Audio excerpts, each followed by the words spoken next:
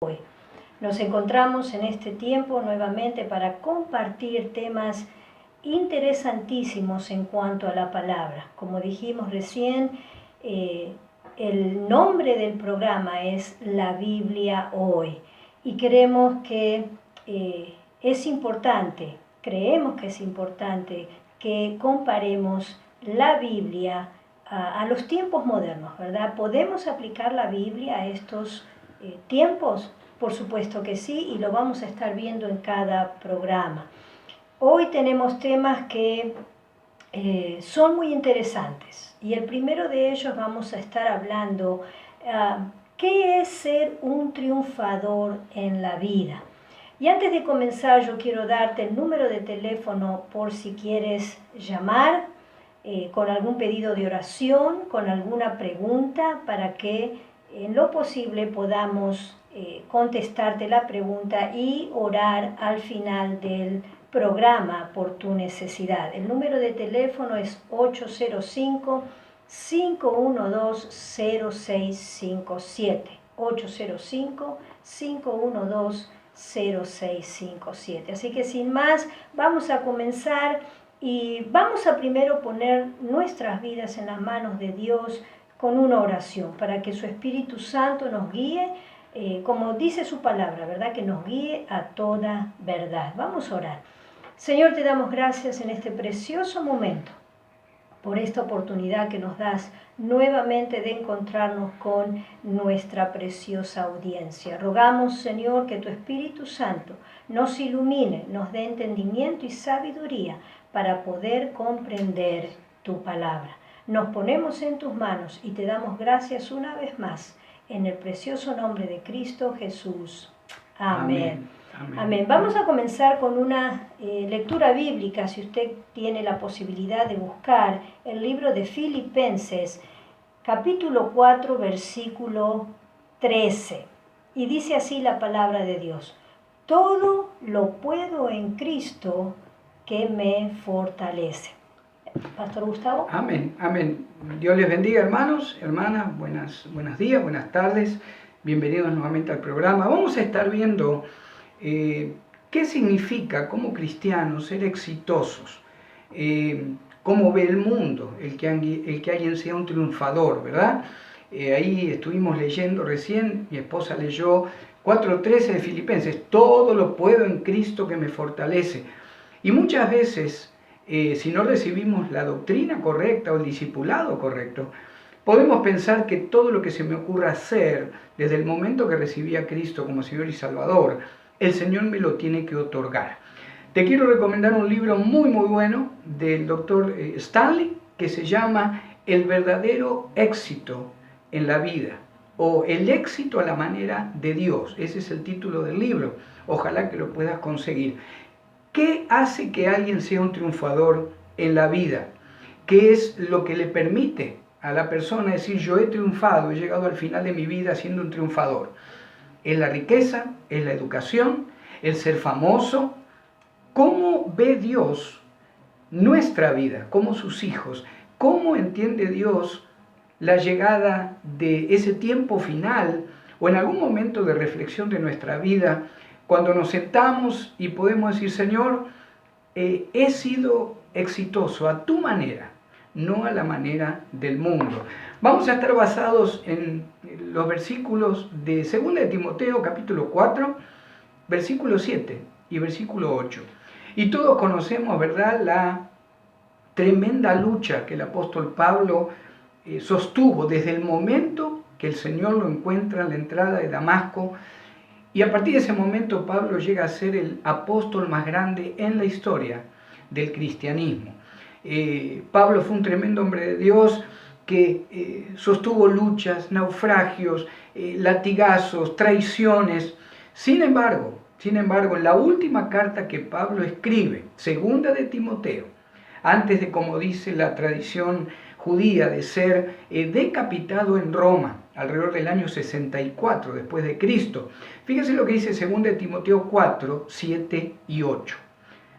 Dice el apóstol Pablo: he peleado la buena batalla, he acabado la carrera, he guardado la fe. Por lo demás me está guardada la corona de justicia, la cual me dará el Señor, juez justo, en aquel día. Y no solo a mí, sino también a todos los que aman su venida.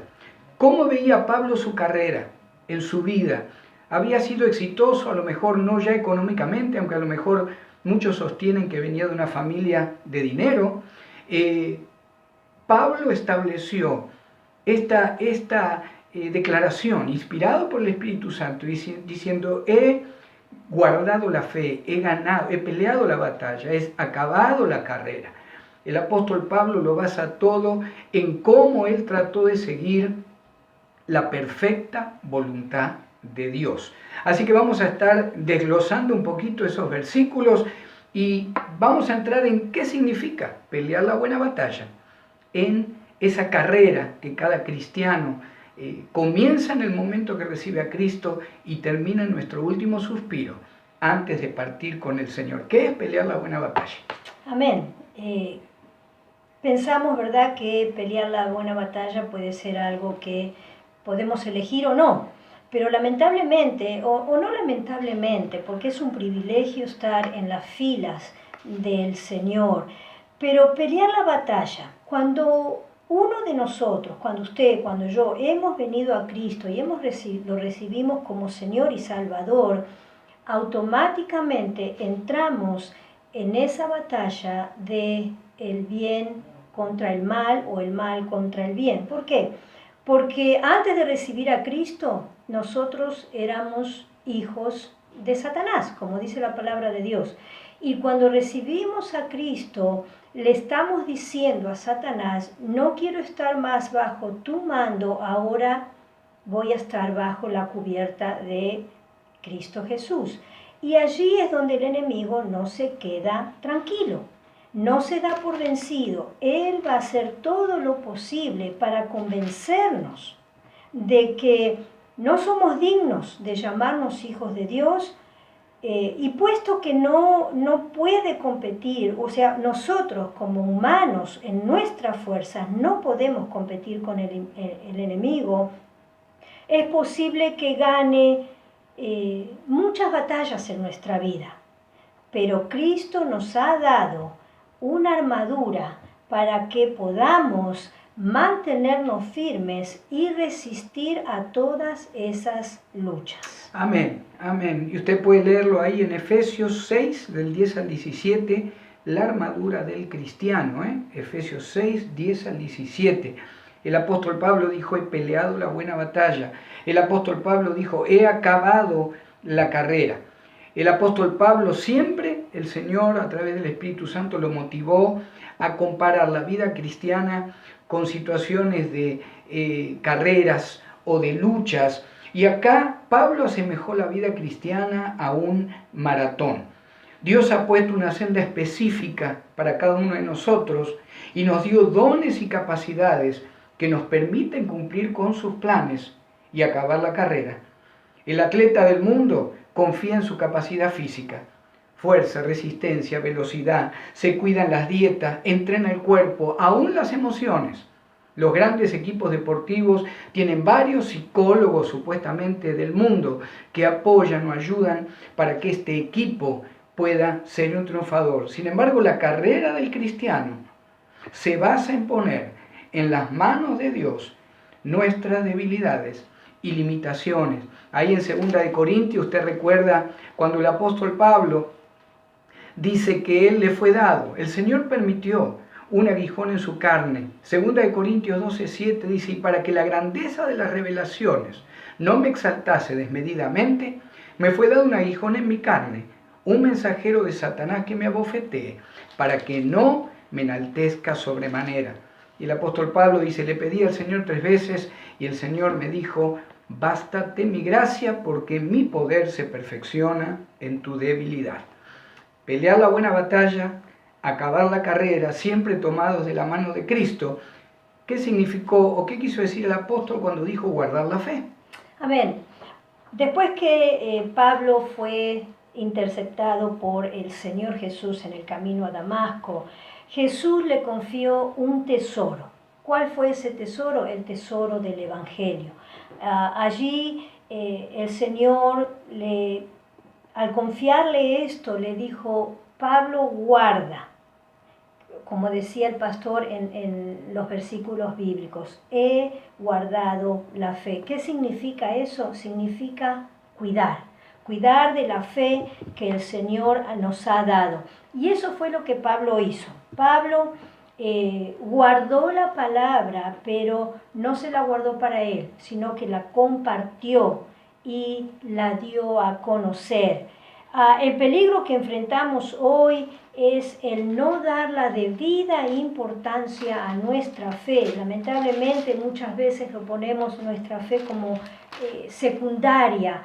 Ponemos primero muchas otras cosas antes del tesoro que Cristo depositó en nuestras manos. Y fíjese lo que le decía Pablo a Timoteo en la segunda carta, capítulo 1, versículo 14, y dice: guarda el buen tesoro por el Espíritu Santo que mora en nosotros. Amén, amén. Y ya para ir cerrando, hermanos, este pequeño devocional, que es ser exitoso a la manera de Dios, es pelear la buena batalla en lo espiritual, es acabar la carrera, aún con decisiones muchas veces que tomamos mal.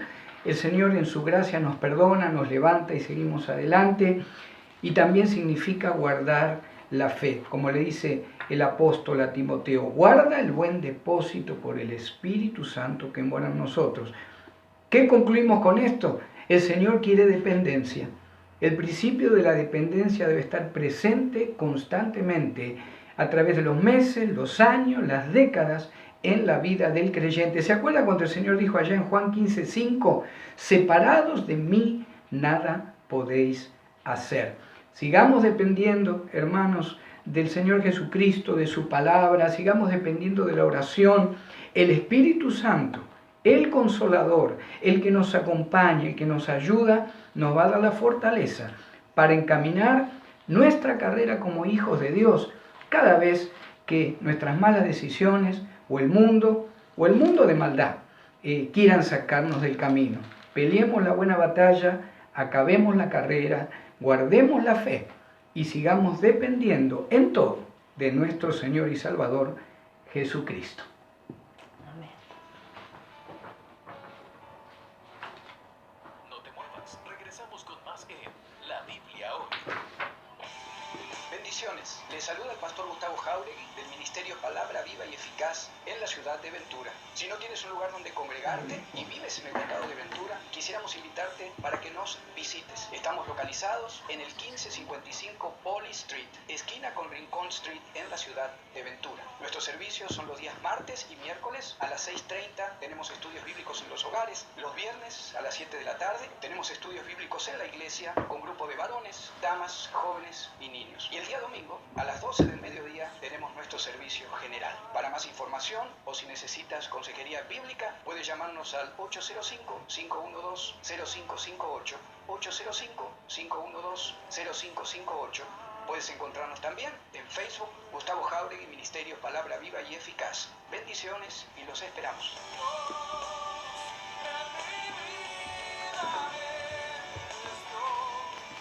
¿Te perdiste de tus programas favoritos? No te preocupes, ahora con Oasis On Demand ya puedes escucharlos a cualquier hora que tengas disponible. Es fácil, con 3 pasos muy simples. 1. Baja nuestra app Oasis Media. 2. Al abrirla, busca la opción On Demand. 3. Selecciona el programa que deseas escuchar y listo. Ya no te podrás perder de tus programas favoritos. Oasis On Demand. Queremos estar más cerca de ti.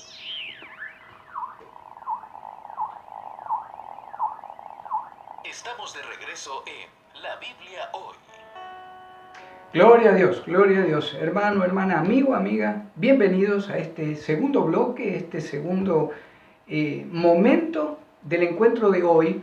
Estuvimos compartiendo la semana pasada la importancia de encajar la Biblia, el Señor Jesucristo, el cristianismo dentro de la historia de la humanidad, porque es la historia de la humanidad todo lo que Dios ha determinado en su palabra.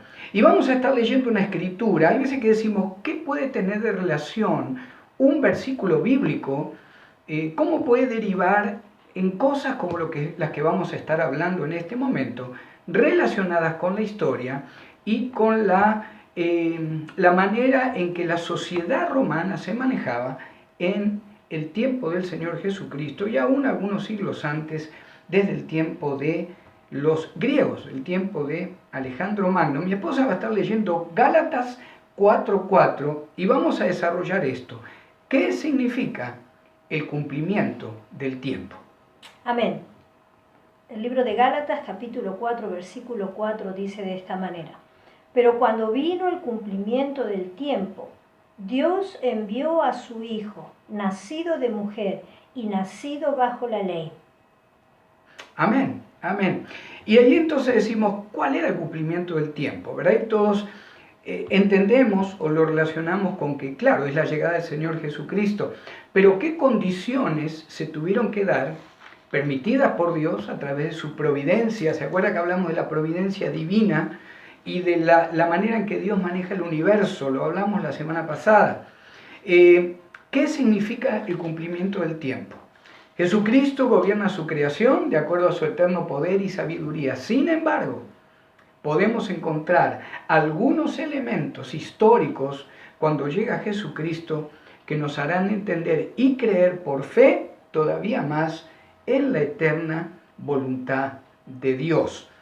Lo primero que vamos a encontrar es que ¿cuándo fue el cumplimiento del tiempo? Cuando el idioma griego llegó a su desarrollo total en todo el imperio romano.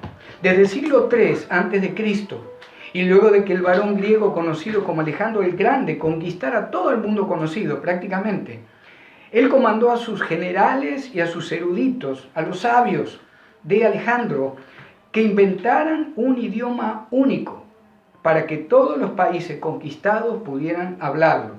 Y un dato que le doy también: Alejandro tomó para su manejo económico de todo el imperio solamente varones judíos. Qué interesante eso, ¿verdad?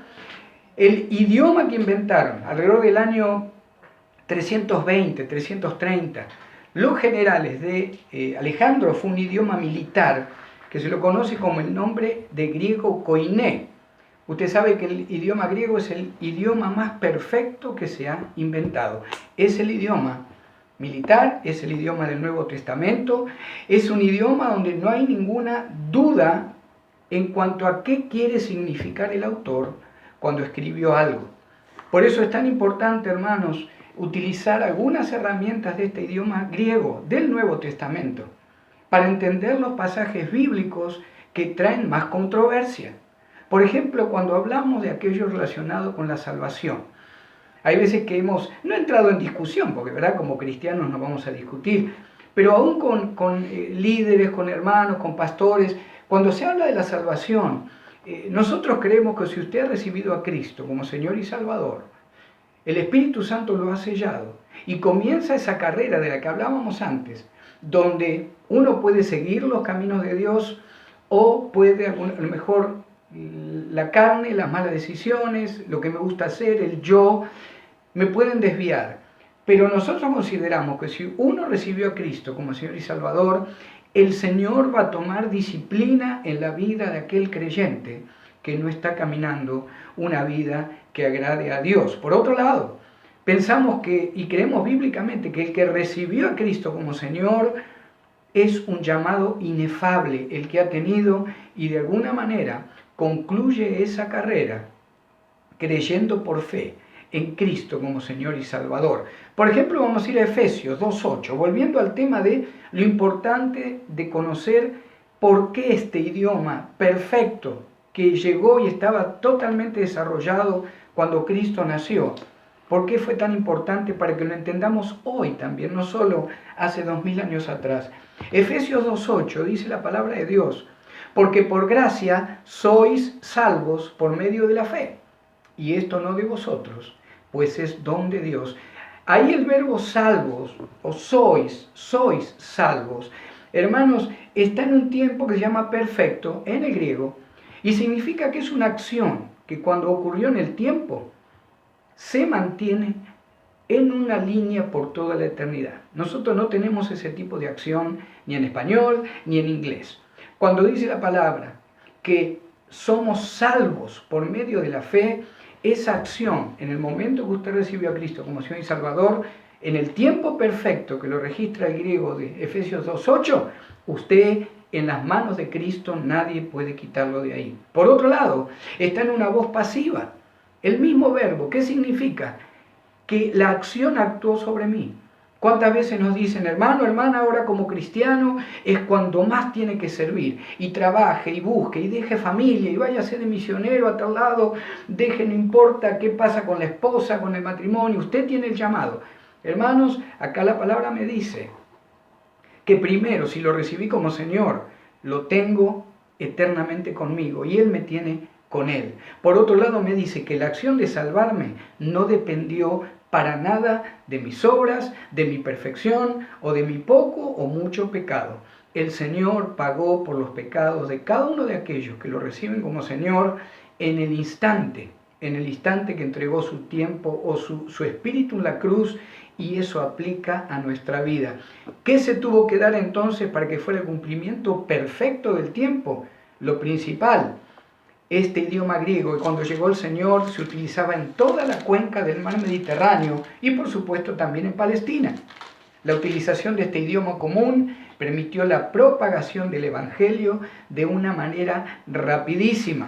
Acordémonos lo que dice el Señor ahí en el libro de Hechos, capítulo 1, fíjese capítulo 1, versículo 8, pero recibiréis poder cuando haya venido sobre vosotros el Espíritu Santo, y me seréis testigos en Jerusalén, en toda Judea, en Samaria, hasta lo último de la tierra. ¿A través de qué idioma? Del idioma griego. Amén. Recordemos entonces que estamos hablando de lo que significa el cumplimiento del tiempo en la llegada de nuestro Señor Jesucristo. Hemos visto que uno de los factores era el idioma, que estaba listo para que se conociera en todo, o Cristo se conociera en todo el mundo en ese momento conocido. Lo segundo, vamos a ver, era la realidad religiosa de la época. En esta época había una tendencia helenista que los judíos religiosos odiaban, y por eso ¿verdad?, querían volver a la palabra de Dios, a la ley de Moisés, pero se volvieron muy legalistas. Por un lado, esto era correcto para no permitir la infiltración del helenismo, pero muchas veces aplicaban a un asunto mandamientos de hombres en lugar de la verdad o la ley de Moisés. ¿Y qué es el helenismo? Es la cultura, por así decir, que tenía en ese entonces la civilización griega. Estaba caracterizado por la incorporación de elementos culturales tanto de Egipto como de Asia Menor, y esto contribuía a que se viviera una vida completamente de libertinaje. Por eso el Señor después, cuando los fariseos y los sacerdotes se hicieron tan legalistas, el Señor en Mateo capítulo 23, versículo 23 les dice esto: «Ay de vosotros, escribas y fariseos, hipócritas, porque diezmáis la menta y el eneldo y el comino, y dejáis lo más importante de la ley, la justicia, la misericordia y la fe». Esto era necesario hacer sin dejar de hacer aquello. Amén, amén. ¿Cuándo fue el cumplimiento del tiempo? El desarrollo total en toda la cuenca del Mediterráneo, el idioma griego, la realidad religiosa de la época. El Señor llegó en un tiempo justo donde el fariseísmo se había convertido en una legalidad tremenda, donde en realidad los que tenían el poder de aplicar la ley lo hacían en la manera como les parecía. Estaban también los saduceos, que eran los que más apoyaban al Imperio Romano. No creían en la resurrección de los muertos ni en el Espíritu Santo. Era la gente de dinero, de posición social y de poder. Entonces, El idioma fue el perfecto o el tiempo perfecto para que se propagara el Evangelio rápidamente. La realidad religiosa de Israel estaba en total decadencia. Y por último, hermanos, y alguno diría, ¿qué tienen que ver los caminos, verdad? En este tipo de comentario que estamos haciendo. Los caminos romanos en el tiempo del Señor Jesucristo eran los mejor desarrollados, los mejor no pavimentados, porque se hacían con piedras, pero de alguna manera, por eso está el dicho que dice, todos los caminos conducen a Roma. El Imperio Romano había establecido, a través de esclavos o de los militares, los mejores sistemas de comunicación caminando. El sincretismo, entonces, también que estaba tan relacionado con el helenismo. Algunos hablaban de dioses de Egipto, otros de dioses de Grecia. Ya el Imperio Romano, en el tiempo del Señor, hablaba de los dioses romanos. Se hablaba de los dioses de Babilonia. Estos caminos, este constante fluir de la gente, permitía que también la llegada de nuevas creencias o filosofías o nuevos dioses pudiera ser compartido y comentado con millares y millares de personas, aun cuando uno iba caminando de una ciudad a otra. Entonces, ¿qué significó el cumplimiento del tiempo? El idioma griego estaba en su desarrollo total, la realidad religiosa del pueblo judío, total decadencia, y estos caminos romanos y la aceptación de cualquier persona que no conociera al Dios verdadero, estaban dispuestas a aceptar cualquier palabra o cualquier comentario de alguien que dijera que traía nuevas ideas o nuevos dioses. Usted lo puede leer allá en el libro de Hechos, capítulo 17, versículo 16 al 34, cuando se le permite al apóstol Pablo hablar allá en Atenas, en el llamado Areópago. Hechos 17, 16 al 34. El idioma romano, la realidad religiosa de Israel y el sincretismo y los caminos romanos. Ahí la perfección del tiempo en que Jesucristo llegó a esta tierra para salvarnos, para salvar a todos aquellos que lo han recibido, lo recibieron y lo recibirán como Señor y Salvador.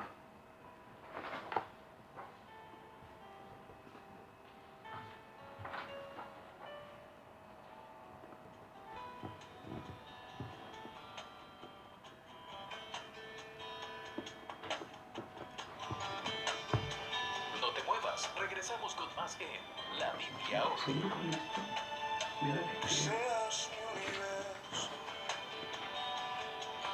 Al final, a lo mejor en el final, en el último bloque.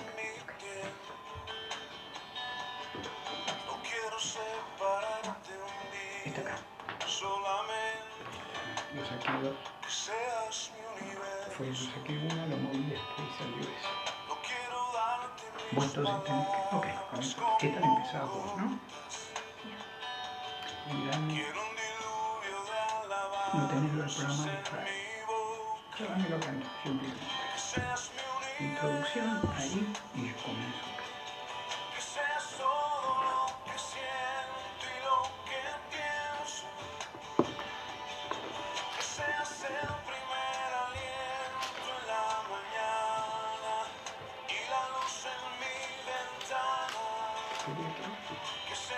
¿Claro?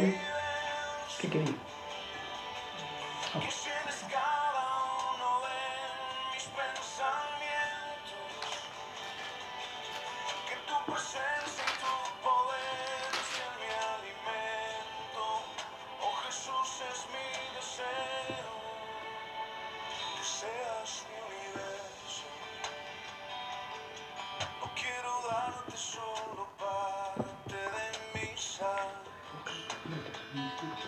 Cuando vivíamos.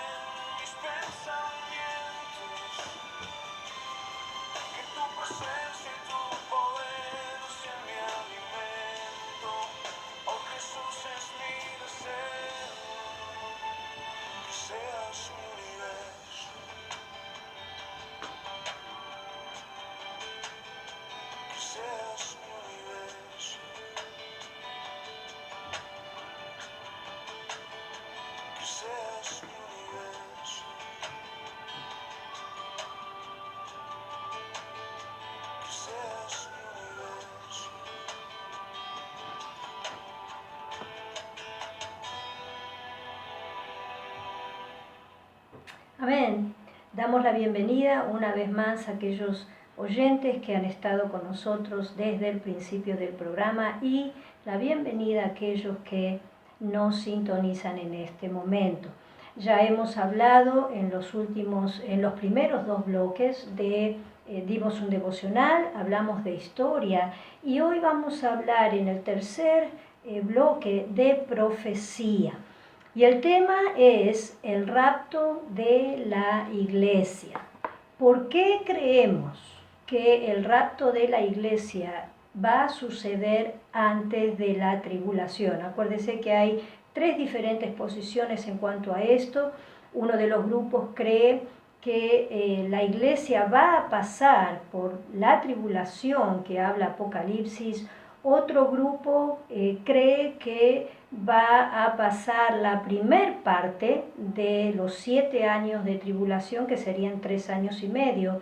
Y como nosotros, el otro grupo cree que la iglesia será arrebatada antes de la tribulación. Pero ¿por qué entendemos que la palabra de Dios habla o dice o ve este punto de vista? Porque lo vemos de un punto de vista dispensacional. Porque como dispensacionalistas hemos creído por fe en la palabra de Dios de manera literal. ¿Y qué es el dispensacionalismo? El dispensacionalismo es un sistema de interpretación teológica que toma, como mencionamos recién, las escrituras literalmente. Esto significa que se le da a cada palabra su significado real. Dispensación. ¿Qué significa dispensación? Es un periodo de tiempo o una etapa. Y usando este principio de interpretación, el dispensacionalismo, entonces se entiende que Dios organizó la creación en dispensaciones o, como dijimos recién, periodos de tiempo. Amén, amén. Otro punto importante de por qué, y a lo mejor usted tiene muchos años de cristiano y siempre ha creído que la iglesia va a ser levantada antes de la tribulación. Bueno, desde ya le digo que entonces usted está interpretando la Biblia o lo profético desde un punto de vista dispensacionalista. El dispensacionalismo entiende que hay un programa totalmente diferente para Israel y para la iglesia de Cristo. Ahí en Jeremías 37, por ejemplo, la palabra nos dice qué va a suceder para Jacob, tomado también como Israel o como el pueblo de Dios. Jeremías 37 dice: ¡ah, cuán grande es aquel día! Tanto que no hay otro semejante a él. Tiempo de angustia para Jacob, pero de ella será librado. En aquel día, dice Jehová de los ejércitos, yo quebraré su yugo de tu cuello y romperé tus coyundas, y extranjeros no los volverán más a poner en servidumbre. Nosotros entendemos que hay un plan, un programa para Israel que tiene que terminar en esos 7 años de tribulación, donde va a aparecer el anticristo, el falso profeta, y ya vamos a ir desarrollando en diferentes programas cada enfoque, ¿verdad? O cada parte de esta profecía de lo que es la tribulación. Se necesita completar una semana, 7 años, que es lo que se le llama las 70 semanas de Daniel. Nosotros entendemos que hay 7 años que faltan cumplirse en el tiempo profético para Israel. Por eso acá la palabra dice que Jacob va a ser el que va a pasar tiempo de angustia, dice, pero de ella será librado. Nosotros creemos que el programa para la iglesia es un programa diferente en cuanto a que la iglesia no va a pasar por el tiempo de la tribulación. Yo quiero leerte lo que dice Daniel, capítulo 9, versículos 24 y 25, por ejemplo. Daniel 9, 24 y 25. Dice el profeta Daniel: 70 semanas, la profecía que le da el ángel, dice: 70 semanas están determinadas sobre tu pueblo y sobre tu santa ciudad, para terminar la prevaricación, poner fin al pecado y expiar la iniquidad, para traer la justicia perdurable y sellar la visión y la profecía, y ungir al santo de los santos. Sabe pues y entiende que desde la salida de la orden para restaurar y edificar Jerusalén hasta el Mesías príncipe, habrá 7 semanas y 62 semanas.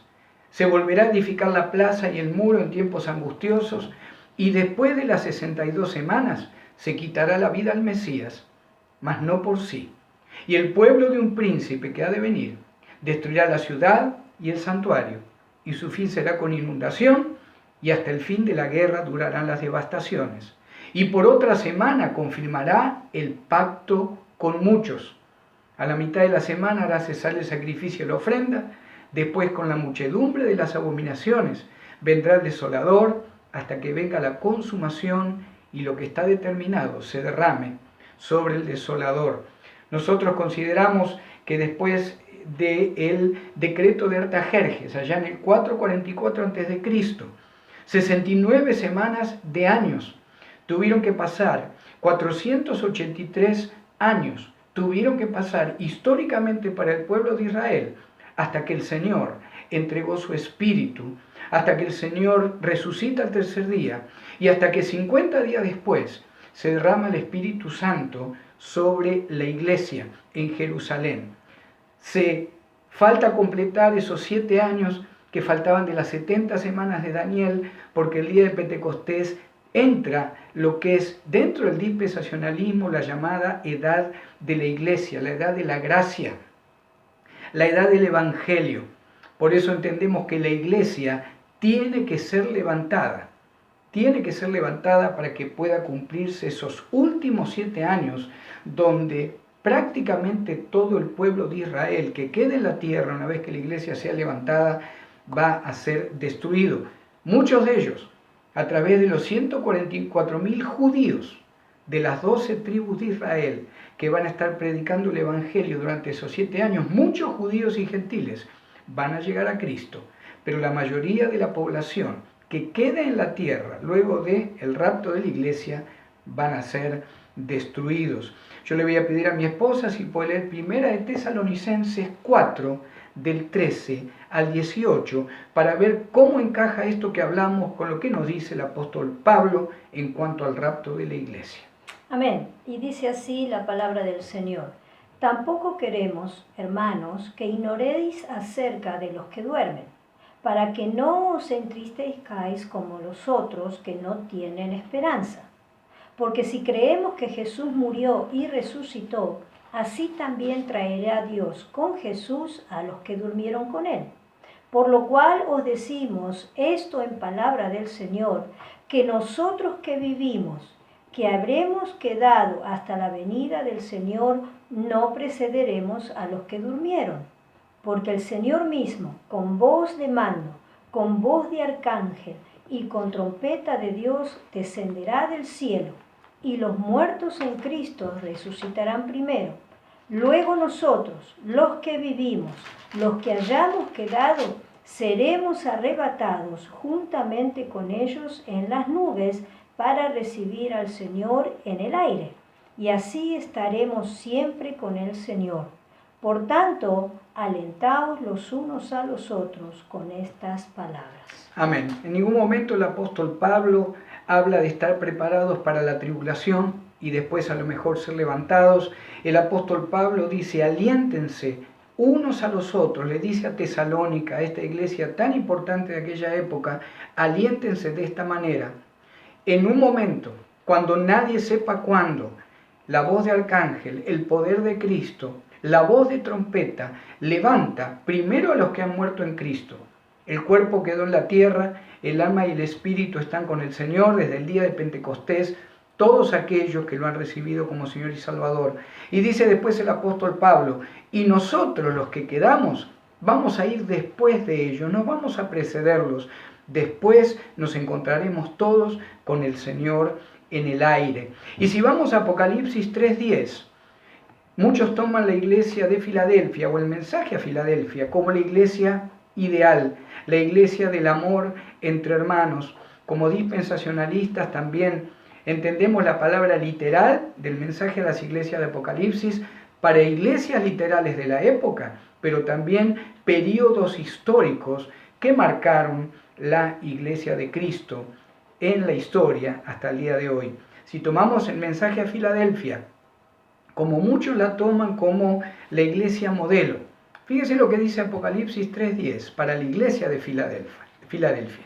Por cuanto has guardado la palabra de mi paciencia, yo también te guardaré de la hora de la prueba que ha de venir sobre el mundo entero para probar a los que moran sobre la tierra. Ahí cuando habla del mundo entero, podemos también tomar en el original en griego como la prueba que ha de venir sobre los que son enemigos de Dios. Otro punto de por qué consideramos que la iglesia no pasa por la tribulación. Si a usted le gusta el libro de Apocalipsis, usted va a ver que del capítulo 4 al capítulo 19, que dice la palabra que el Señor Jesucristo vuelve sobre un caballo blanco, dice que vuelve con los santos, vuelve con sus ángeles. Es cuando el Señor viene al final de esos 7 años de tribulación a establecer el reino milenario de Cristo. Otro punto que como dispensacionalistas nosotros creemos por fe. La palabra dice que hay un reino de 1000 años de Cristo gobernando desde Jerusalén sobre la tierra. No se nombra la iglesia del capítulo 4 al capítulo 19 del libro de Apocalipsis. Y si usted quiere investigar un poquito más, esta concordancia de, por ejemplo, la tribulación o qué sucede en la mitad del tiempo de la tribulación para el pueblo de Dios y también para aquellos que hayan quedado por no haber creído en Cristo como Señor, usted puede coincidir o puede ubicar ahí estas 3 lecturas. Mateo 9:27, Mateo 24:15, ¿se acuerdan cuando el Señor dice: y cuando vean en el templo, en el lugar santo, la abominación desoladora? El Señor le está hablando a los que queden, a los judíos, y les dice: cuando se establezca este anticristo junto con el falso profeta y se declaren Dios, comiencen a huir, porque falta todavía la mitad de la semana, faltan 3 años y medio más, hasta que llegue el Señor Jesucristo con los ángeles de su poder y con usted y conmigo, con cada santo, cada uno de aquellos que hemos recibido a Cristo como Señor y Salvador. Otra lectura que usted puede unir a las anteriores, Daniel 9:27, Mateo 24:15 y Apocalipsis capítulo 13. ¿Qué creemos? Creemos en el rapto de la iglesia antes de la tribulación, porque creemos que la palabra de Dios se debe tomar en forma literal y bíblicamente creemos, por lo menos nosotros, que esa es la postura bíblica que se debe tomar.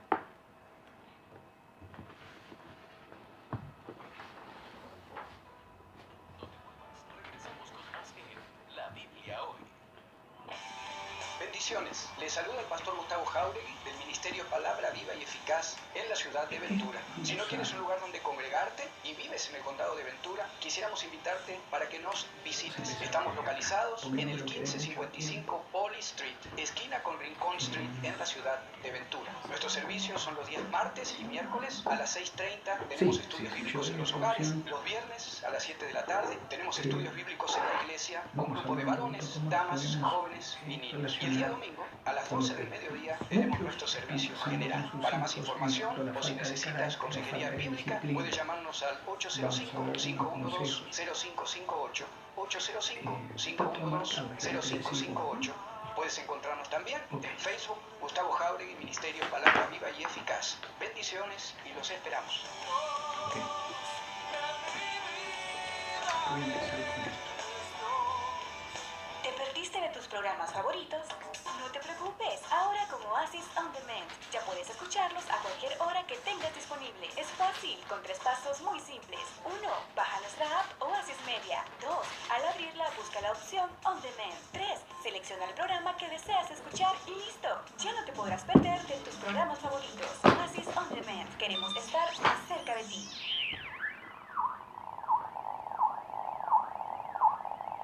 Estamos de regreso en La Biblia Hoy. Gloria a Dios, gloria a Dios. Bienvenido hermano, hermana, amigo, amiga, si te has incorporado ahora, si justo has puesto el Señor ahí que tu mano moviera el dial de esta radio, Radio Oasis. Bienvenido al programa La Biblia Hoy. Estamos ya en el último bloque de este día. Yo creo que tenemos unos 7, 8 minutitos más o menos, los vamos a aprovechar. Tengo 2 o 3 noticias, vamos a ver si tenemos tiempo para darlas. Vamos a hablar un poquitito qué sucede, hermano, hermana, con la disciplina con los muchachos, con los niños, con las niñas, con los jóvenes. ¿Qué sucede cuando vemos un desafío tan grande? Muchas veces de nuestros hijos, nuestros nietos, casi no hay diferencia de edad en este momento. ¿Serán los teléfonos? ¿Será la tecnología? ¿Qué sucede? Que muchas veces tenemos problemas como familia cristiana para motivarlos a que busquen de Dios, a que sean más educados, a que no contesten. Fíjese lo que dice el apóstol Pablo allá en 2 de Timoteo 3:2, hace 2000 años. El apóstol Pablo, inspirado por el Espíritu Santo, dice esto, 2 de Timoteo 3:2. También debes saber esto, que en los postreros días vendrán tiempos peligrosos, porque habrá hombres amadores de sí mismos, avaros, vanagloriosos, soberbios, blasfemos, desobedientes a los padres, ingratos, impíos. Gran cantidad de jóvenes están en las cárceles, han crecido sin disciplina en el hogar, principalmente a través del padre. Y papá cristiano, papá, hermano, no queremos poner toda la carga sobre ti, pero es tan importante que el matrimonio esté unido. Es tan importante que el varón entienda que la cabeza del hogar es él.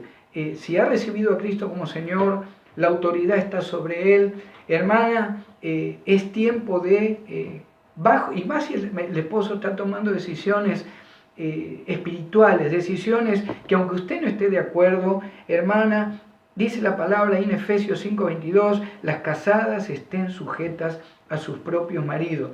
Muchas veces en la consejería bíblica vemos que al no haber un acuerdo en el matrimonio, no se ponen de acuerdo prácticamente en nada.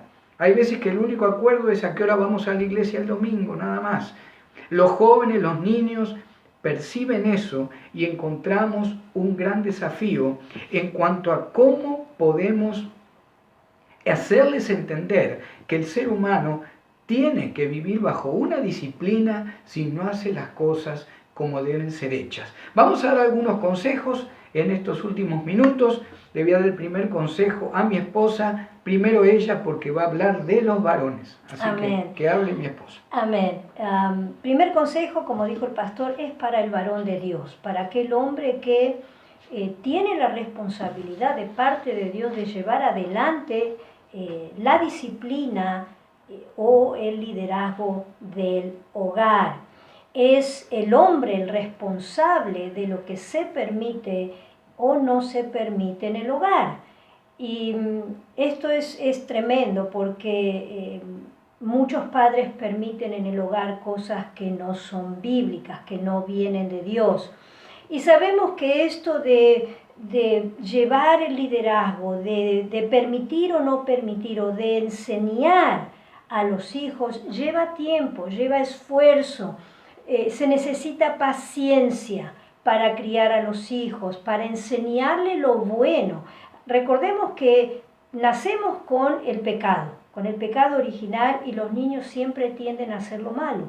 Lo bueno se le tiene que enseñar, pero podemos empezar. Nunca es tarde para empezar. Podemos empezar a que nuestros hijos comiencen a vivir una vida que agrada a Dios. No conformarnos a este mundo, como dice Pablo. Y yo quiero leerle una escritura allí en el libro de Efesios, capítulo 6, versículo 4, que dice: y vosotros, padres, no provoquéis a ira a vuestros hijos, sino criadlos en disciplina y amonestación del Señor.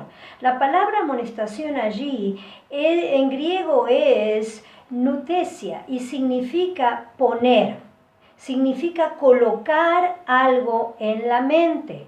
Por lo tanto, en la corrección o disciplina debemos poner en la mente del niño las verdades del Señor. Amén, amén. Segundo consejo, hermana en Cristo. con todo amor se lo digo, usted debe ponerse bajo la autoridad del esposo cuando se toman medidas de disciplina.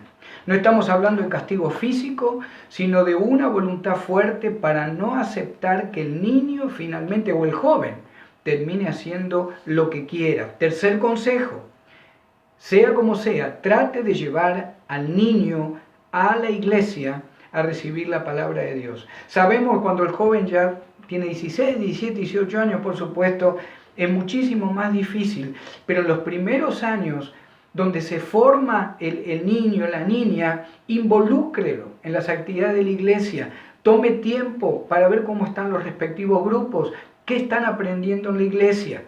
Por otro lado, ahí en Colosenses 3:21 dice, padres, no exasperéis a vuestros hijos para que no se desalienten. La palabra en griego exasperar es parorgizo y significa castigar sin juicio o sin medida. Como familia cristiana, como padres cristianos, hermanos, debemos tomar medidas disciplinarias, pero que sean explicadas por qué las estamos tomando, sin castigo físico, aplicando la palabra de Dios y poniendo, varón, toma la autoridad que tú tienes en la familia, hermana, usted también como ayuda idónea, acepte cuando el padre está tomando algún tipo de disciplina, más que nunca, si este varón, su esposo, está en comunión con Dios y está buscando de Dios para guiar a su familia. Ahora, ¿cuánto debe durar o cómo debe aplicar la disciplina? Ahí mi esposa va a leer Santiago 1:5. A ver, ¿cuándo o cómo debo aplicar la disciplina sobre mis hijos? Amén. Y dice así, Santiago capítulo 1, versículo 5.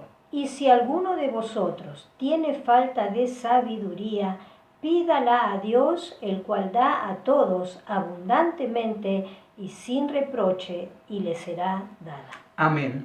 La disciplina, hermano, debe ser aplicada con cariño, con amor, con respeto, pero debe venir a través de la sabiduría, hermano, hermana, que el Señor te da. Si no estamos en oración, si no inclusive ayunamos en algún momento cuando hay problemas graves con los niños, con los jóvenes, es difícil que podamos saber cuándo llega la disciplina, cómo aplicarla, cuánto dura, pero siempre debe ser aplicada con cariño, amor y respeto. Nunca es motivo para maltratar a los hijos, ni aún en lo físico ni en lo emocional. Fíjese lo que dice Proverbios 12:18. Hay hombres cuyas palabras son como golpes de espada, mas la lengua de los sabios es medicina. Ponga un tiempo, ponga un límite, cúmplalo. Quite tal vez la televisión, salida con amigos, el teléfono, cualquier cosa que el joven o el niño va a extrañar si no lo hace. Pero principalmente, como dice Santiago 1:5, pidamos al Señor sabiduría para saber cuándo, cómo y con qué extensión la disciplina que debe ser aplicada sobre los hijos, si en algún momento cometen algún error, el Señor nos va a dar la sabiduría para saber cuándo aplicarla, duración, tiempo, cómo hacerlo. Acuérdese, amor, respeto, pero siempre con firmeza. Hemos llegado al final del programa, la Biblia hoy. Yo soy el pastor Gustavo Jáuregui, junto con mi esposa Marta. Amén. Estamos dispuestos a contestar cualquier pregunta que usted tenga. Mi teléfono 805-512-0558, el de mi esposa 805-512-0657. Que Dios les bendiga y gracias por acompañarnos en este día. Bendiciones. Bendiciones.